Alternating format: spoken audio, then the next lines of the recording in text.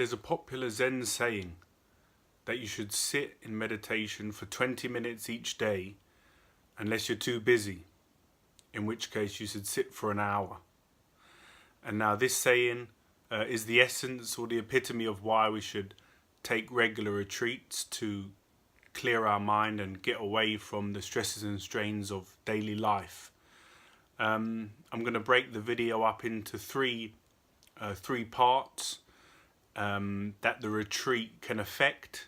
On the most fundamental and basic level, it will affect your body. If you do the right things, it can affect your mind. And if you're open, it can even affect the soul. It can bring inspiration, rejuvenation, and it can allow you to focus and plan what's important in your life and take your life in the trajectory that you want it to. If you're thinking about going on a retreat, I would definitely recommend, if it's your first time, Googling retreat centres near me or in the part of the world that you want to take it.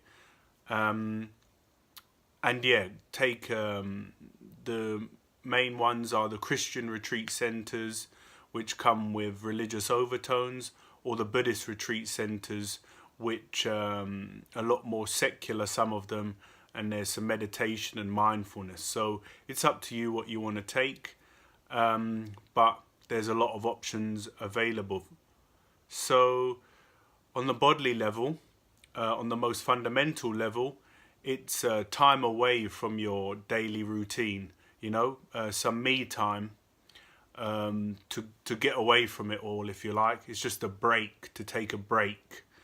It also allows you an opportunity to rest, to recharge your batteries, and if you're inclined, you can use it as a sort of dietary detox. The food at a retreat is very simple. There won't be much grease.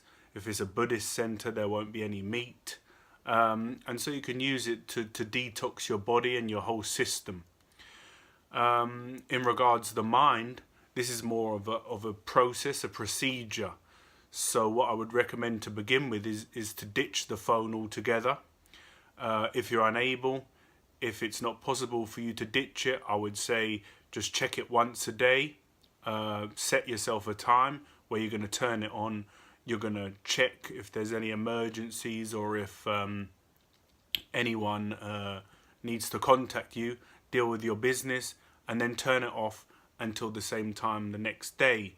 Because why this is important is because the smartphones have such an impact on our life and our minds, just by having it. The constant need. I've done a previous video, who's in control, about the smartphone, and that it's important for us to take control and be in charge of when we use it, how we use it, and how much we use it. And so why it's important to put the phone down is to allow the mind to settle. And there's a great quote or passage by Lao Tzu, and it's as follows: "Watch your thoughts, they become words. Watch your words, they become actions. Watch your actions, they become habits. Watch your habits, they become your character. And watch your character, it becomes your destiny." So what we learn is that we need to watch the thoughts first, because we think something and then the words come out and then the actions follow the words, and so on and so forth, as the quote states. And by doing this, by watching the thoughts, maybe doing some meditation, we can get clarity, and we can get rid of everything that's unimportant, so that we're able to focus on what's important. And so by gaining this stillness of mind and by gaining greater clarity, we're able to focus on what's important for us, what's important in our life, and if we want to make changes, or we might just want to intensify and continue along the path that we're on. But it's a great opportunity to reflect and make some changes if we want to make changes, because you're completely removing yourself from your everyday life and daily routine. So that's a great part of the retreat setting, that you're able to do this, and then you're able to create a plan of action that you can then implement on returning home, and you can create a life that you want to live, and try and hold on to some of that stillness that the retreat brought to your mind and body. And the final aspect is the aspect of the soul, and maybe it's that word is a bit too esoteric for you. Maybe when I say "oh soul," you think you just switch off and think, "oh, what's this rubbish?" If that's the case, then yeah, that's fine. Just go and let it benefit your body and mind. And this is why I said the fundamental aspect is your body, because regardless of what you do with your mind, if you're there and you're relaxing, then your body's going to get recharged. If you follow the simple steps that I said about the smartphone, letting your mind still, then your mind will benefit. But if you just think about a beautiful retreat setting, if you have a little look around Google, retreat centers are normally in beautiful landscapes and nature. So just think to yourself, you haven't had any phone or any news for a day, and then you go out onto the balcony and the sun's setting,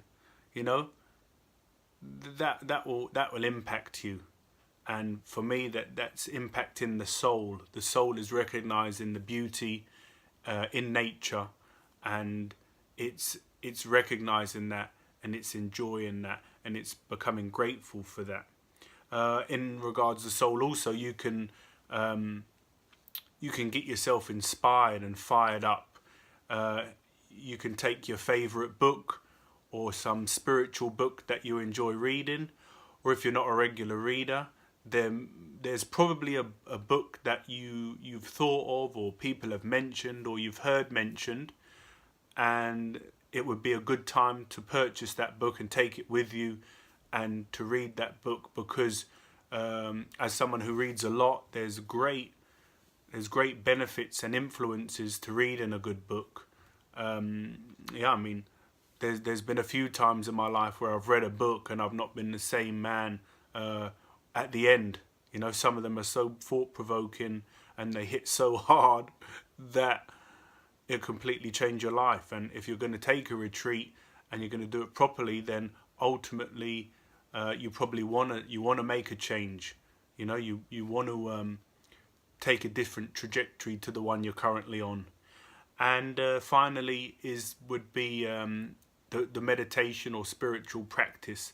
I'm not going to list all of the spiritual practices there are, but if you go to a Buddhist retreat center or a silent retreat, there's probably going to be a lot of meditation involved, or at least some meditation. And if you do daily meditation in your life, then you'll be able to focus on that more fully. So that's why we might go on a retreat. And in the next episode, I'm going to share what I did from day to day. It'll probably be just a short one, just to lay out what I did in my day. Obviously, I was just in a cabin, and so I could choose to structure my day how I wished. I wasn't following the retreat schedule, or I was, but it was my own. So if you enjoyed this episode and the prologue and episode 1 about Brook Meadow Farm, be sure to like and subscribe, and watch out for the next one on what I did on my retreat, and the final one is about my my spiritual experience that I'll share with you all. But yeah, thanks for watching. If you're thinking about doing a retreat, which some of you are, you've contacted me, I say go for it, make it happen, because it will really impact your life in a beneficial way. Okay, thanks for watching. Take care and be good, and I'll see you next time. Bye.